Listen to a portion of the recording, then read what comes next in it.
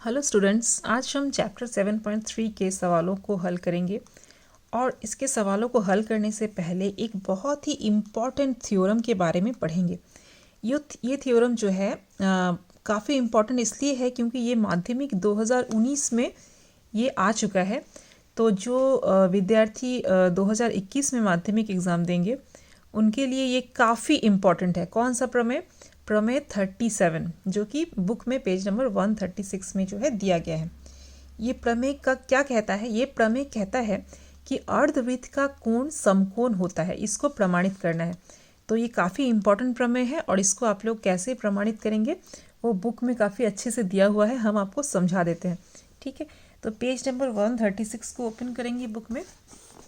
देखिए, तो प्रमेय का कथन है कि अर्धवृत्त का कोण जो है वो समकोण होता है।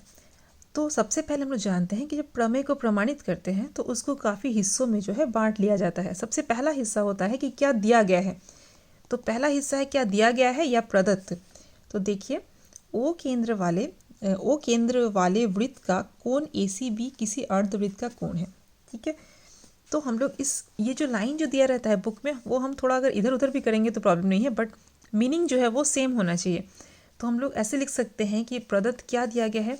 एक ओ केंद्र वाला एक वृत्त है जिसमें कोण ACB जो है वो अर्धवृत्त का कोण है, ये दिया गया है। ठीक है, अर्थात देखिए यहाँ पे ध्यान से समझिए, ये जो एक वृत्त है जिसमें ACB ये वाला जो कोण है अर्धवृत्त का कोण है। मतलब देखिए, वृत्त को आधा कर दिया गया है इस व्यास की सहायता से। ठीक है, और इस अर्धवृत्त पे जो है ये ACB कोण, यहाँ पे जो कोण है ACB, ये कोण जो है बन रहा है। ठीक है, तो अब क्या दिया गया है प्रमेय में क्या होता है, क्या दिया गया है उसके बाद क्या सिद्ध करना है। तो सिद्ध करना होगा कि कोण ACB बराबर एक समकोण या 90 डिग्री, ये हम लोग को सिद्ध करना होगा। अच्छा, अब नेक्स्ट क्या है कि इसमें हम लोग सीधे जो है प्रमाण में आ जाते हैं। तो प्रमाण में देखिए बहुत ही सिंपल सा प्रमाण है। देखिए, ओ केंद्रीय वृत्त का चाप, यहाँ पे देखिए इसका मतलब है कि चाप APB द्वारा निर्मित सम्मुख केंद्रीय कोण AOB है। अब ध्यान दीजिए, यहाँ पे इसको आप अपने लैंग्वेज में लिख सकते हैं कि ओ केंद्र वाला जो वृत्त है, देखिए ये जो चाप है APB, इस चाप के द्वारा केंद्र पे कौन सा कोण बन रहा है, ध्यान दीजिए AOB कोण बन रहा है, ये वाला कोण बन रहा है। ठीक है, इस चाप के द्वारा जब कोण बनता है तो उसके एंड पॉइंट को हम लोग क्या करते हैं, चाप का जो अंत बिंदु है, इसका अंत बिंदु A है और B है, उसको केंद्र से मिला देते हैं। तो मिलाने से जो कोण बनता है वो होता है केंद्र पे बना कोण। जैसे मान लीजिए, अगर रफ में हम बताएं कि मान लीजिए एक इस तरह का वृत्त है और कोई चाप हम ऐसे लेते हैं, मान लीजिए AB। तो AB O पे कैसा कोण बनेगा, किस तरह से कोण हम लोग देते हैं, इस तरह, और इस तरह से O को O से मिला देते हैं। तो ये जो है केंद्र पे AB चाप के द्वारा केंद्र पे AOB कोण जो है बन रहा है। ठीक है, तो हम लोग फिलहाल इस पे कॉन्सेंट्रेट करते हैं, तो इसको हम मिटा देते हैं, कॉन्सेंट्रेट करते हैं अपने चित्र में। तो देखिए, अच्छा, तो ओ केंद्रीय वृत्त का APB चाप द्वारा निर्मित सम्मुख केंद्रीय कोण जो है AOB है, ये वाला कोण है। ठीक है, और उसी चाप द्वारा ACB द्वारा उस APB चाप द्वारा निर्मित सम्मुख वृत्तस्थ कोण। अब देखिए, इसी चाप के द्वारा APB, इसी चाप के द्वारा केंद्र पर तो AOB कोण बन रहा है और शेष परिधि पर कौन सा कोण बन रहा है इसी चाप के द्वारा, देखिए ACB, ये वाला कोण। ठीक है, अब आप लोग जानते हैं, प्रमेय में पढ़ चुके हैं पिछले प्रमेय में, कि किसी भी चाप के द्वारा केंद्र पर जो कोण बनता है और उसी चाप के द्वारा जो शेष परिधि पे जो कोण बनता है, उन दोनों में एक रिश्ता होता है। कैसा रिश्ता, कैसा रिलेशन, कि ये कोण जो है केंद्र पे बनने वाला जो कोण है वो शेष परिधि पर बनने वाले कोण का दोगुना होता है। ठीक है, तो इसीलिए AOB, केंद्र पे बनने वाला कोण AOB वो जो है दोगुना है किसके, ACB के। ठीक है, तो ये काफ़ी इम्पॉर्टेंट, ये आपको समझना है। ए ओ बी जो है ये कोण जो है दोगुना है ए सी बी के। ये समीकरण नंबर 1, ठीक है। नेक्स्ट है ए बी एक सरल रेखाखंड में है, फलतः ए ओ बी एक सरल रेखा कोण है। अब ध्यान दीजिए, ये ए ओ बी कोण ये क्या है, ये देखिए एक रेखा में है ना। ये तीनों बिंदु जो है एक रेखीय है। तो हम लोग जानते हैं किसी सरल रेखा पर ये कोण कितने डिग्री का होता है, 180 डिग्री का होता है। 180 डिग्री को हम लोग कभी कभी दो समकोण भी बोलते हैं, क्योंकि 180 डिग्री का मतलब 2 गुना 90 डिग्री, और 90 डिग्री को एक समकोण बोलते हैं। तो इसीलिए 180 डिग्री को हम लोग दो समकोण भी बोलते हैं। अतः कोण ए ओ बी बराबर, चूँकि ए ओ बी एक सरल रेखीय कोण है, अतः कोण ए ओ बी बराबर दो समकोण। फलतः तो इसलिए अब ए ओ बी की जगह में दो समकोण रख सकते हैं, एक क्योंकि ए ओ बी का मान दो समकोण है, तो इसकी जगह में लिख देंगे दो समकोण, ठीक है। तो टू कोण ए सी बी बराबर हो जाएगा, टू कोण ए सी बी बराबर हो जाएगा इसकी जगह में दो समकोण, ठीक है। अब दोनों तरफ से दो और दो कट गया तो एक हुआ, तो इसीलिए ए सी बी बराबर एक समकोण या 90 डिग्री प्रूफ्ड। बस यहाँ तक जो है आप लोग को लिख देना है। और ये 5 मार्क्स का आया था 2019 के माध्यमिक एग्ज़ाम में, तो अगर इस 2021 में भी आता है तो बस 5 मार्क्स का ही होगा, ठीक है। तो ये हो गया प्रमेय। अब हम लोग बढ़ते हैं चैप्टर की तरफ। तो चैप्टर है 7.3। इस चैप्टर का पहला जो क्वेश्चन है वो कहता है कि त्रिभुज ए बी सी का कोण बी समकोण है। यदि ए सी को व्यास मानकर एक वृत्त बनाए जो ए बी को डी बिंदु पर काटे, तो निम्नलिखित कथनों में कौन सा सत्य है, लिखें। पहला A be greater than A D, दूसरा ए बी बराबर ए डी, और तीसरा A be less than A D, ठीक है। तो देखिए सबसे पहला क्वेश्चन देखिए, सबसे पहले जो क्वेश्चन में दिया गया है कि त्रिभुज ए बी सी का जो है बी कोण जो है वो समकोण है। यदि ए सी को व्यास मानकर, ए सी को व्यास, देखिए यहाँ पे ए सी व्यास है इस वृत्त का, ए सी को व्यास मानकर एक वृत्त बनाए जो ए बी को डी पर काटे, जो ए बी को डी पर काटे वो वृत्त, तो निम्नलिखित कथनों में कौन सा सत्य है। तो देखिए अगर ये व्यास है तो इस व्यास के द्वारा, मतलब अर्धवृत्त जो ये व्यास जो है इस वृत्त को कितने भागों में बांटता है, दो भागों में। तो ये वाला जो हिस्सा है अर्धवृत्त है, तो इसीलिए अर्धवृत्त पर बना कोण, ये कोण कितने डिग्री का हो जाएगा, 90 डिग्री का। बी बरा कोण बी बराबर 90 डिग्री। फिर AC को व्यास मानकर जब वृत्त खींचा जाता है तो वह यदि AB को, क्वेश्चन कहता है कि AB को D बिंदु पे काट रहा है, तो कोण अगर D बिंदु पे काटे AB को ये वृत्त, तो ADC भी कितना हो जाएगा, 90, कोण D भी 90 डिग्री हो जाएगा। लेकिन अलग अलग बिंदु B एवं D पर कोण B और कोण D का एक साथ समकोण होना संभव नहीं है, ठीक है। अर्थात इसके द्वारा अलग अलग से कैसे ये इसी बिंदु पर कैसे इस वृत्त में जो है समकोण होगा, ठीक है। अतः B एवं D एक ही बिंदु पर अवस्थित है, ठीक है।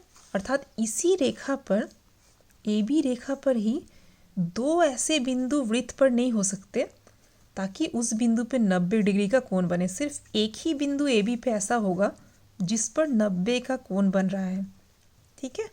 क्योंकि बाकी अगर कोई भी बिंदु लेंगे तो वह वृत्त पे नहीं होगा, रेखा पे हो सकता है, लेकिन वृत्त पे कोई बिंदु नहीं होगा इस रेखा पे जो जिस पे 90 का कोण बने, ठीक है। तो इसीलिए ऐसा होना संभव नहीं है। अर्थात B और D एक ही बिंदु है और वो एक ही बिंदु पर अवस्थित है, अर्थात AB बराबर AD।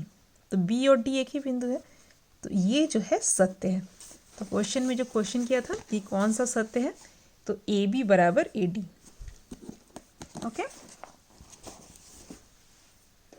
अब बढ़ते हैं हम लोग नेक्स्ट क्वेश्चन की तरफ। तो देखिए क्वेश्चन नंबर 5।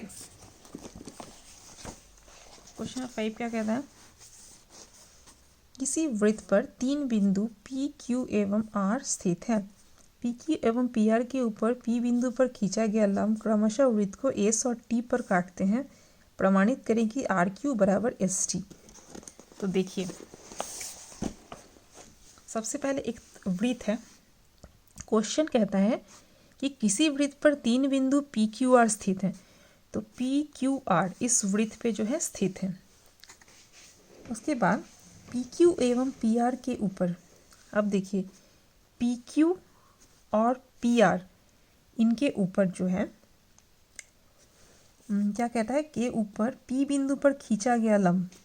तो सबसे पहले PQ देखें, PQ पर P बिंदु पर खींचा गया लंब, लंब मतलब ये वाला हो जाएगा 90 डिग्री।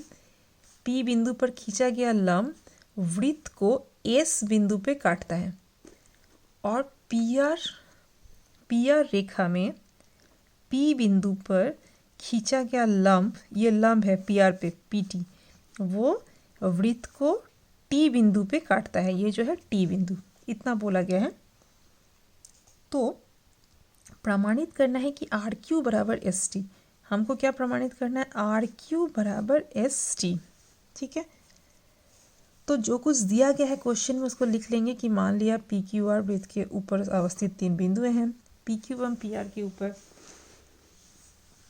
P बिंदु पर अंकित 2 लंब वृत्त को क्रमशः S और T बिंदु पर काटते हैं।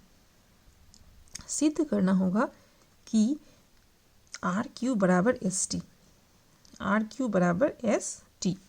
रचना क्या किया गया है, SQ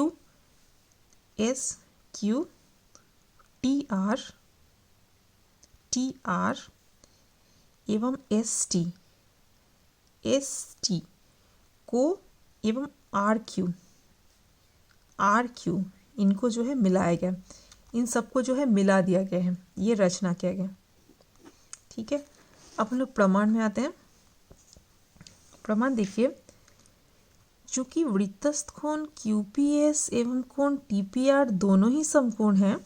देखिए कौन कौन सा, एक है QPS ये कोण समकोण है। ठीक है, तो ये कोण समकोण है का मतलब क्या हो जाएगा कि जरूर ये वाला जो कोण है ये अर्धवृत्त का कोण है। तो ये अर्धवृत्त का कोण तभी होगा जब ये व्यास होगा, तभी ना ये व्यास जो है, इस व्यास के द्वारा यहाँ पे अर्धवृत्त का कोण तभी ना बनेगा इस चाप के द्वारा, राइट। तो इसका मतलब चूंकि ये 90 डिग्री का कोण है, इसका मतलब क्या है, QS जो है इस वृत्त का व्यास है। और एक कहाँ पे 90 डिग्री का कोण बन रहा है, और बन रहा है यहाँ पे 90 डिग्री का, P बिंदु पे ये PT भी लंब है, तो यहाँ पे 90 का कोण बन रहा है। तो इसका मतलब TR या RT ये भी क्या है, व्यास है। देखिए ध्यान दीजिए, ये व्यास, ये अर्धवृत्त है, मतलब ये व्यास है, और तभी जाकर के जो है यहाँ पे कोण कितने का बन रहा है, 90 डिग्री का, ये वाला भी RPT। ठीक है, तो अर्थात QS और TR जो है व्यास है। देखिए QS और TR दोनों ही वृत्त के व्यास हैं, एवं QS तथा TR का कटान बिंदु O है। और QS और TR दोनों कौन से बिंदु पे कट रहे हैं, O बिंदु पे कट रहे हैं। अब त्रिभुज OQR एवं त्रिभुज OTS, OQR और OTS में देखिए, इन दोनों त्रिभुजों में OR बराबर OT, देखिए OR बराबर OT, क्यों, क्योंकि ये दोनों क्या है, वृत्त के अर्धव्यास हैं। ये वृत्त का केंद्र है, तो ये अर्धव्यास है, ये भी अर्धव्यास। तो ये इस त्रिभुज का जो भुजा OR जो होगा वो इस त्रिभुज के भुजा OT के क्या हो जाएगा, बराबर हो जाएगा, क्योंकि दोनों ही जो है वृत्त के अर्धव्यास हैं। फिर इस त्रिभुज का ये भुजा जो है इस त्रिभुज के इस भुजा के बराबर हो जाएगा। कैसे, क्योंकि ये दोनों ही जो है वृत्त का अर्धव्यास है। फिर से उसी प्रकार OQ बराबर OS दोनों ही वृत्त के अर्धव्यास। ठीक है, एवं कोण क्यू ओ आर बराबर हो जाएगा SOT या TOS या SOT एक ही बात है। तो सम्मुख कोण TOS, अब ये कैसे बराबर, ये दोनों बराबर हो कैसे कह रहे हैं हम लोग।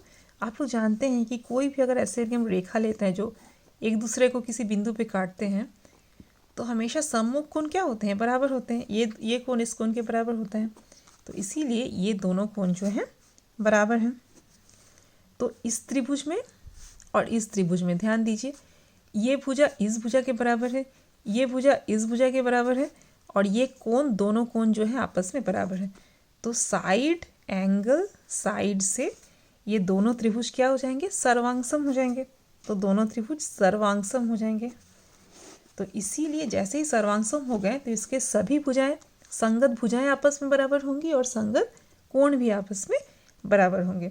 तो इसीलिए ये भुजा इस भुजा के बराबर हो जाएगा, तो RQ बराबर ST हो जाएगा। तो यही हम लोग को प्रमाणित करने के लिए बोला था। तो बस प्रूफ्ड हो गया। तो इस वीडियो में बस इतना ही, मिलते हैं नेक्स्ट वीडियो में। Thank you so much.